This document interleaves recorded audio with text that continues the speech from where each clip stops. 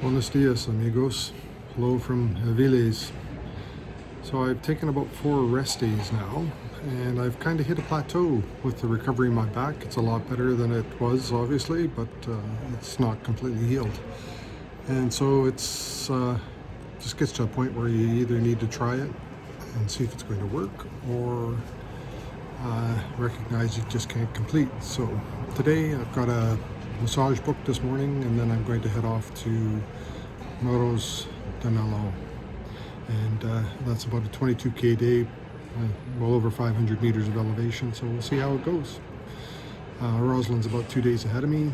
I'm not sure how videos are going to go because there's very little internet access in spots, very small towns from here to Santiago de Compostela, so uploading large videos to the internet might be a challenge. We'll just have to see if I'm able to do it. Best 40 euros I've spent. Highly recommend these folks. They bent me up and beat me up, and definitely a therapeutic massage. I'll walk and see how I do, praying that good things will come now. Adios, Avilés. Been walking this road as I left the town and heading off into the bush now. Looking forward to some gravel. Obviously I started late today, about 11 a.m. when I left the massage, and far from ideal. And you got a 22 to 24k walk with 600 meters of elevation-ish. So yeah, need to make decent progress today because yeah, want to get in for dinner time. Normally I'd leave at about 7:30, 8 a.m. and then I'd get in probably around 3 to 4 o'clock. So there's quite a shift in time there, and also as a result I have to make good pace today. Hopefully my back will hold up. So far so good. Proof is at the end of the walk though.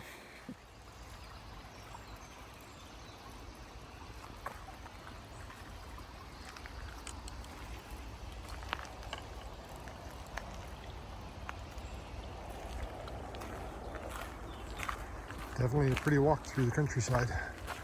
Although, looks like I'm coming back into a town pretty fast. Appreciate them having a sign up. Not sure how many people are paying attention to it.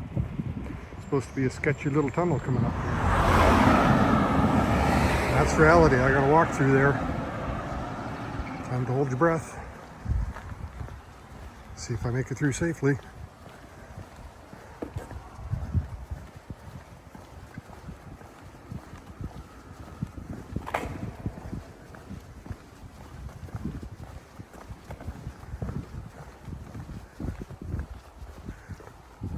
Woohoo!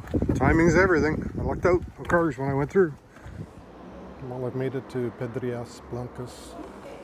It's about 6k out of Avilés. Things are going well. Happy about that. Stopped for a bit of lunch. I did the classic box sandwich lunch. Not so good. But I wanted to be able to just hustle and move through today rather than sitting down. As much as I enjoy a lunch at one of the local establishments, I want to support their businesses. Just needed the time to be able to move through. Just leaving Pedrias Blancas, heading off into the countryside.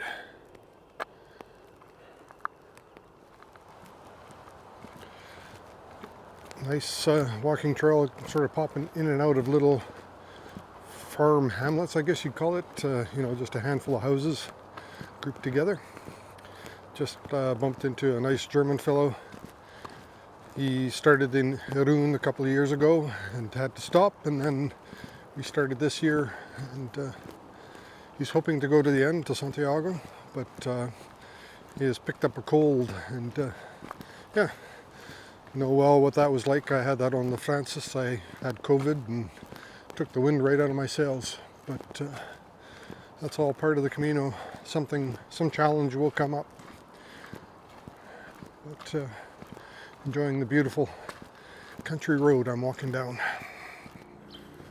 So we've walked over 500k now, and in the order of 350 left. to get to Santiago de Compostela. We only have 4 more days of walking on the coast.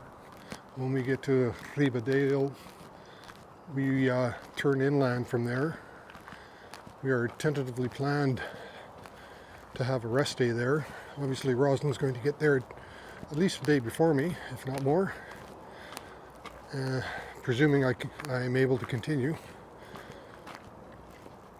But yeah, from there it'll be heading inland, 7 days march towards the Camino Francis, where we'll join up and then walk into the Santiago de Compostela.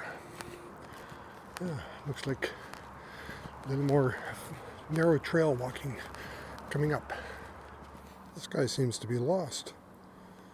I don't know if he belonged in Spain. As we've mentioned in some other videos, we've done a fair number of Caminos previously.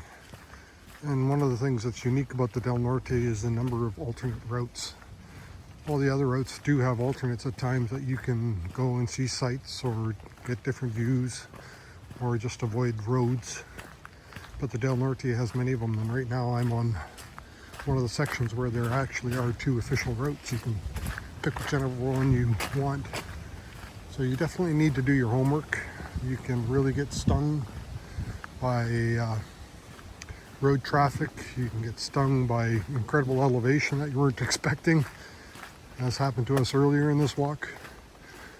And you never know whether you're going to get an incredible vista or accidentally miss a bar that you needed for lunch to get some food. So yeah, it's definitely one where you need to do more homework as you walk along, because yeah, you can get caught out, and you can find some really beautiful things to see.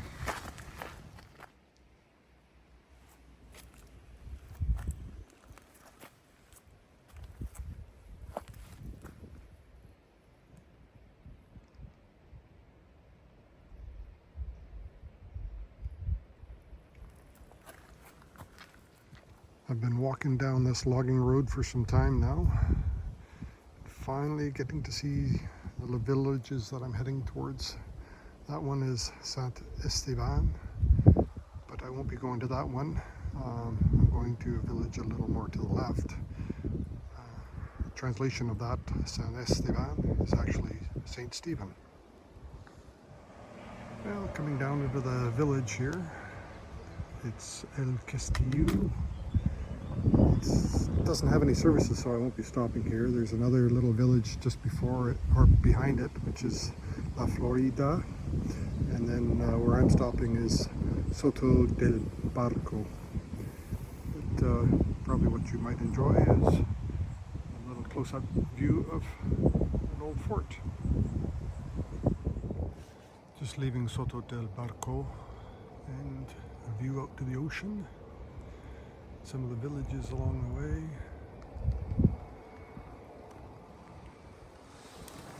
Some beautiful countryside here.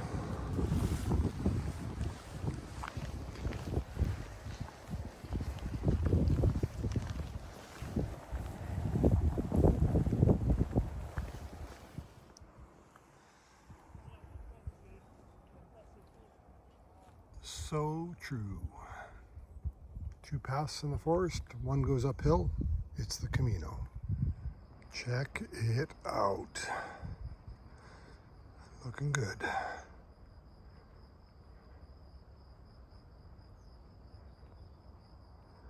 We're just entering now Muros de Nalón. Well, it was a long day. I made it here in time. In good time, I should say, actually. It's about close to 5 o'clock, I think. Last 4 or 5K was actually pretty hard on my back, so I'm not sure how it's going to be in the morning. I just have to wait and see. I think I need to make some changes to my backpack. I think there might be a design issue with it that's playing into my back issues, but yeah, so this is my home away from home tonight. Not looking so bad.